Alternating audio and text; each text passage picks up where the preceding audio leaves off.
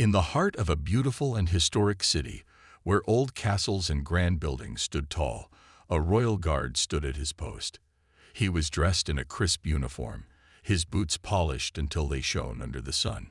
His hat sat perfectly on his head, and he held his weapon with steady hands. His job was not just to stand there, it was to represent tradition, discipline, and honor. No matter what happened around him, he was trained to stay still and never react. Every day, hundreds of tourists visited the area. Some came to take pictures, some to admire the history, and others just to see the famous royal guards, who never moved or showed any expression. It was a symbol of their strict training, and people found it fascinating. Many respected them, watching from a distance and clicking pictures. But there were always a few who saw it as a challenge, a test to see if they could make the guard react. On this particular day, a group of young tourists arrived, laughing and joking loudly. They had heard stories about how the guards never reacted, no matter what people did around them. To them, it seemed like a fun game. They pulled out their phones, ready to record videos, and started trying to make the guard move. At first, they made silly faces in front of him. They waved their hands close to his face, hoping he would flinch. But the guard stood firm, his eyes straight ahead, showing no reaction at all. The tourists laughed. Encouraged by his silence, they tried harder. One of them pretended to trip and fall right in front of him, hoping it would make the guard look down. Another made funny noises right next to his ear, but nothing worked. The royal guard remained as still as a statue, just as he was trained to do. The crowd around them started to notice. Some people shook their heads disapprovingly. Others simply watched, waiting to see what would happen next. But the tourists didn't stop. Instead, their behavior became bolder. One of them took off his backpack, pulled out a long piece of rope, and smirked at his friends. "Let's do something crazy," he whispered, looking at the guard. His friends giggled, unsure if they should go that far. But they were caught up in the moment. Without thinking about the consequences, they quickly moved around the guard. Before anyone could stop them, they wrapped the rope around his arms and tied him to a nearby pole. It all happened so fast that even the people in the crowd gasped in shock. Some thought it was part of a planned event, while others pulled out their phones to record. The tourists stepped back, laughing, thinking they had just played the biggest prank of the day. But what they didn't know was that their fun was about to turn into something completely unexpected. The group of tourists stood back, laughing as they admired their work. The royal guard, known for never reacting, was now tied to a pole with ropes. They cheered as if they had won a challenge. Some took selfies, while others recorded videos, excited to share their funny prank online. They didn't think about what they had done or how serious it was. To them, it was just harmless entertainment. Around them, a crowd had gathered. Some people looked uncomfortable, while others whispered among themselves. A few shook their heads in disappointment, knowing that what the tourists had done was completely disrespectful. But no one stepped forward to stop them. Maybe they were too shocked, or maybe they didn't want to get involved. The guard, however, remained as still as ever. Even though his arms were tied, his posture didn't change. His face stayed calm, his eyes looking straight ahead, just as he was trained to do. He didn't fight against the ropes or show any emotion. This made the tourists laugh even more. "Look at him. He still won't react," one of them said, nudging his friend. "I think he's actually a robot," another joked. "Maybe they just programmed these guys to stand still." More people took out their phones, capturing the scene. Some posted it online immediately, while others just watched, unsure of what would happen next. The tourists, feeling confident, started making fun of the guard even more. They posed next to him, pretending to be tied up as well. One of them even waved in front of his face, still hoping to make him blink. But what they didn't realize was that their little game had already gone too far. And even though the guard wasn't reacting, someone else was. A man in the crowd, dressed in a dark coat, had been watching the entire time. He wasn't just any bystander. He was an officer in charge of security for the royal guards. He knew that the guards were trained not to react, but that didn't mean they had to tolerate disrespect. Quietly, without making a scene, he pulled out his radio and spoke in a calm, firm voice. "They've crossed the line," he said. "Send the squad." The message was simple, but its impact would be powerful. The tourists were still laughing, completely unaware that they had just made a huge mistake. They thought they had pulled off the funniest prank of the day, but in just a few moments, they would realize that some traditions are not to be taken lightly. The crowd, sensing something was about to happen, grew silent. The air felt different. People glanced around, looking for signs of what was coming. And then, in the distance, the sound of heavy boots marching in perfect rhythm echoed through the streets. Something was about to change, and the tourists had no idea what was coming their way. The tourists were still laughing, completely unaware of what was about to happen.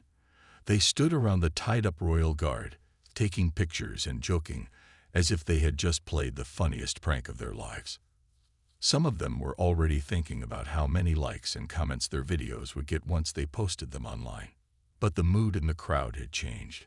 The laughter from the tourists no longer matched the expressions of the people watching. The bystanders weren't amused. Some whispered to each other, shaking their heads, while others pulled out their phones, not to record for fun, but because they sensed something serious was coming. Then, the air grew heavy. A distant but sharp sound echoed through the street. Thud, thud, thud. It was steady, strong, and growing louder with each second. The tourists didn't notice it at first, too busy admiring their prank. But the people in the crowd did. Heads turned, eyes widened. Some even took a step back, as if making room for what was approaching. And then they appeared. A squad of royal guards, dressed in the same perfect uniforms, marching in perfect formation. Their faces were unreadable, their movements sharp and disciplined. They weren't running or shouting, but their presence alone was enough to send a shiver down the spines of those who saw them. The tourists finally noticed. One of them, still holding his phone, lowered it slightly. "Buck, guys," he mumbled, his voice uncertain. Another turned around and froze. His smile faded. Oh no. The squad moved like a single unit, their boots hitting the ground in unison. The street, once filled with laughter and chatter, had become completely silent. Even those who had been recording lowered their phones slightly, now watching with anticipation. The tourists, once full of confidence, now stood awkwardly, shifting nervously. They glanced at each other, unsure of what to do. Should they run? Should they untie the guard? Should they try to explain? None of them had expected this. The squad stopped just a few feet away from them. For a moment, no one spoke. The air was thick with tension. The tied-up guard remained as still as ever, his face calm, his eyes steady. He didn't need to say anything. His squad had arrived. One of the tourists, trying to break the silence, let out a nervous chuckle. Hey, we were just. But before he could finish, one of the royal guards took a single step forward. He didn't raise his voice. He didn't need to. The authority in his presence alone was enough. The tourists swallowed hard. Suddenly, their little prank didn't seem so funny anymore. The street was silent. The air felt heavy, thick with tension. The group of tourists, who had been laughing just moments ago, now stood frozen in place. Their so-called prank had taken a turn they never expected. The squad of royal guards stood before them, their polished uniforms and strong posture making it clear that they were not here for jokes. They had arrived with purpose, their presence alone enough to make the tourists feel small. One of the guards, likely the leader, took another step forward. His eyes locked onto the group, unreadable yet firm. The tourists could feel their hearts pounding in their chests. They exchanged nervous glances, realizing that they might have made a huge mistake. One of them, still hoping to brush it off, cleared his throat and tried to act casual. "Hey, "We were just having some fun," he said, forcing a small laugh. "No harm done, right?" The guards did not respond. They didn't need to. Instead, with perfect coordination, two of them stepped forward and untied their fellow guard with swift, practiced movements. The rope fell to the ground, but the once-bound guard did not move or react. He simply adjusted his uniform, straightened his posture, and returned to standing tall, as if nothing had happened. The tourists watched in disbelief. The way the guards moved, their discipline, their silence, it was all intimidating in a way they had never experienced before. A few people in the crowd started whispering. Some shook their heads, disappointed in the tourists. Others, who had been recording the whole time, kept their cameras rolling, sensing that this moment was something worth remembering. One of the tourists, now visibly nervous, took a small step back. "Oh, so we're cool, right?" he mumbled. Still, the guard said nothing. Instead, another sound cut through the silence, the sound of approaching footsteps. But these weren't the heavy boots of the royal guards. These were different. From the other end of the street, two uniformed officers walked toward the scene. Unlike the guards, they were not silent.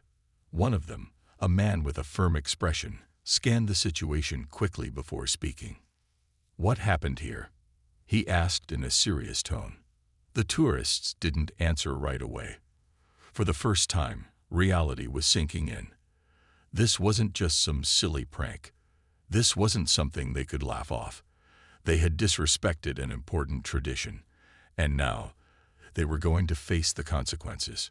The officer's gaze landed on the discarded ropes, then on the tourists, who looked guilty and uncomfortable.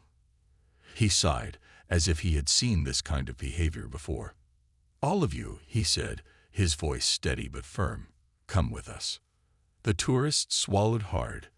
They had started the day thinking they were just having fun. But now, standing in front of the royal guards and law enforcement, they realized the truth. This was no longer a joke. The tourists stood frozen, their faces pale. Just moments ago, they had been laughing, treating the royal guard like a joke. But now, as they faced the squad of disciplined soldiers and the two approaching officers, they finally understood. They had gone too far. The officer who had spoken stepped closer, his sharp eyes scanning the group. His uniform was different from the guards, but his presence carried the same authority. The street was still eerily silent. The once curious crowd now watched with a mix of anticipation and unease. Some had even stopped recording, realizing the situation had turned serious. The tourists glanced at each other, their nervous energy growing. One of them, the one who had tied the rope, licked his dry lips and forced a weak smile. "Look, officer, this was just a joke," he said, lifting his hand slightly. "No harm done, right?" The officer didn't respond right away. Instead, he exchanged a glance with one of the royal guards.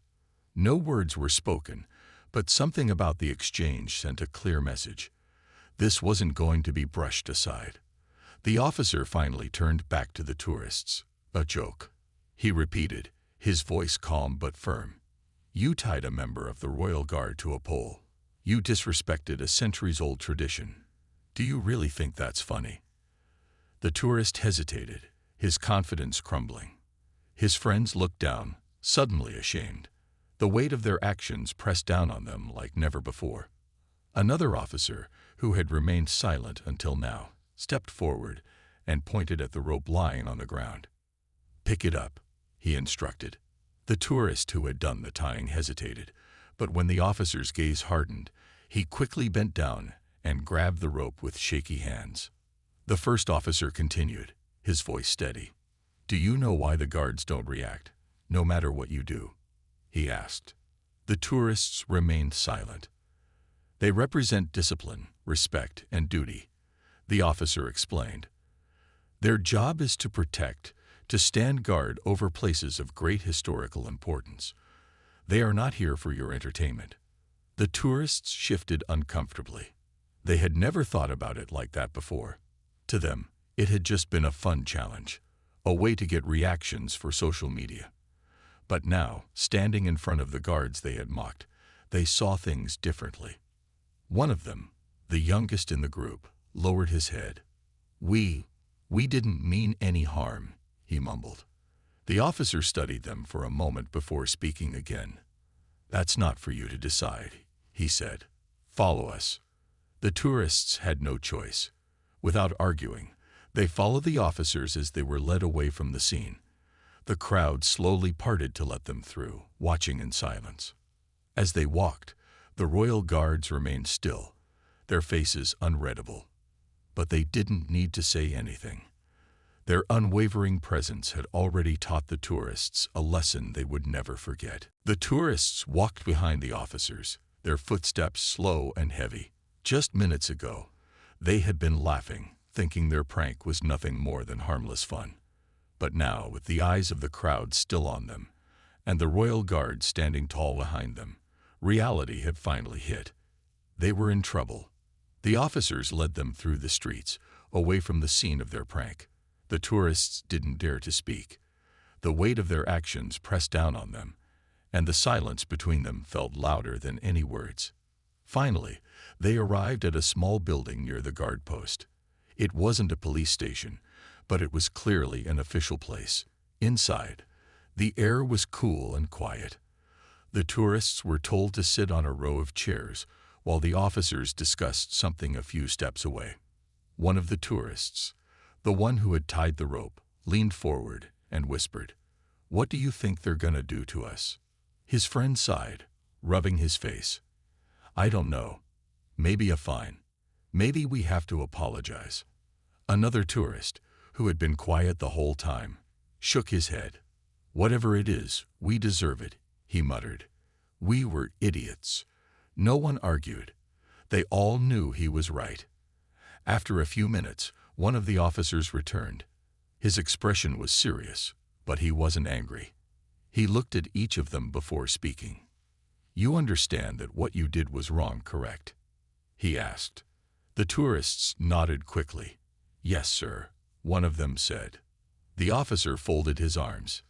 "Tell me, why do you think what you did was disrespectful?" The group hesitated. They had never really thought about it before. But now, after everything that had happened, the answer was clear.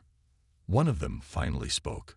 "Because the guards, they're not just standing there for fun," he said slowly. "They have a duty. They're protecting something important. And we made a joke out of it." The officer nodded. "That's right. These guards dedicate years of their lives to serve with honor.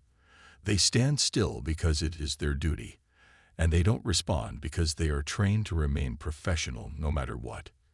You saw them as a challenge, a game, but they are symbols of discipline and history." The tourists lowered their heads in shame. The officer sighed. "Normally, something like this could lead to serious consequences. You could be fined or even banned from visiting these sites again." The group tensed. But the officer continued, "We believe in education more than punishment. Instead of a fine, you will each write a letter of apology to the royal guard you disrespected. You will also learn about their history and why their duty is important." The tourists exchanged glances. A fine would have been easier, but this would actually make them think. "We understand," one of them said quietly. The officer gave a firm nod. "Good. Then let's begin." The tourists sat at a long wooden table, each with a pen and paper in front of them. The room was quiet except for the occasional sound of a chair shifting or someone sighing as they thought about what to write. They had come to this place as visitors, expecting fun and adventure, but now they were learning a lesson in respect and responsibility. The officer stood at the front of the room, watching them closely. "Your apology must be sincere," he said. "This is not just about writing words on paper. It's about understanding why what you did was wrong." The tourists nodded. They understood now. Slowly, they began to write. One of them, the one who had tied the rope, tapped his pen against the table, deep in thought. He had never written an apology like this before. After a moment, he took a deep breath and started. "To the royal guard I disrespected," he wrote. I want to sincerely apologize for my actions. At the time, I thought it was just a funny joke, something to share with my friends. But now I realize that what I did was completely wrong. You are not just standing there for entertainment. You have a duty, a purpose, and I treated it like a game. I disrespected your hard work, your discipline, and the history you represent. I am truly sorry." As he wrote, he felt a strange feeling in his chest, guilt mixed with regret. He had never thought about the guards as real people before. But now he understood. Around him, his friends were also deep in thought, their pens moving across the paper. Each of them wrote their own letters, expressing their apologies in different ways. Some admitted that they had acted foolishly. Others wrote about how they now had a new respect for the guards and their role. The officer walked around the room, glancing at their letters. He didn't say anything, but his expression showed approval. These were not just empty words. They were real, heartfelt apologies.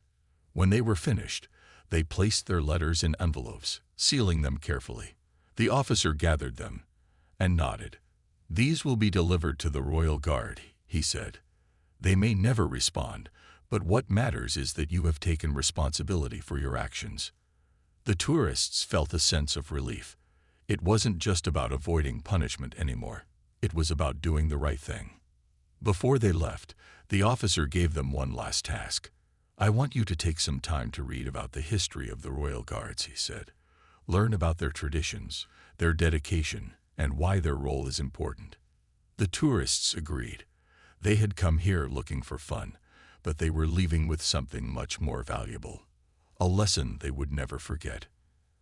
As they walked out of the building, the air felt different. The weight of their mistake was still there, but so was a new understanding. They had learned a lesson in respect, and they knew they would never make the same mistake again. 2 seconds, the tourists stepped outside the building, feeling the warmth of the sun on their faces. The tension that had been weighing on them since the incident had eased slightly, but a new feeling had replaced it: reflection. They had come to this city expecting fun and adventure, but they were leaving with something far more meaningful.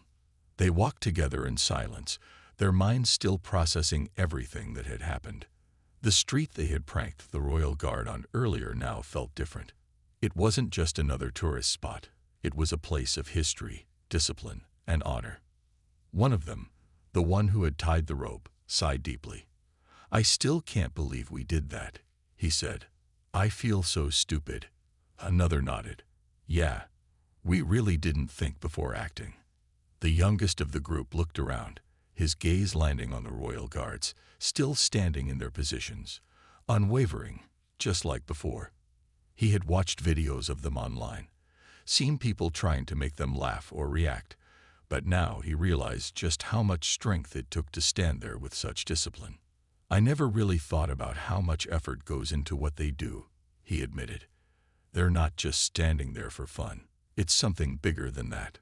The group stood for a moment, watching in silence. This time, there were no phones out, no jokes, no silly ideas, just quiet respect.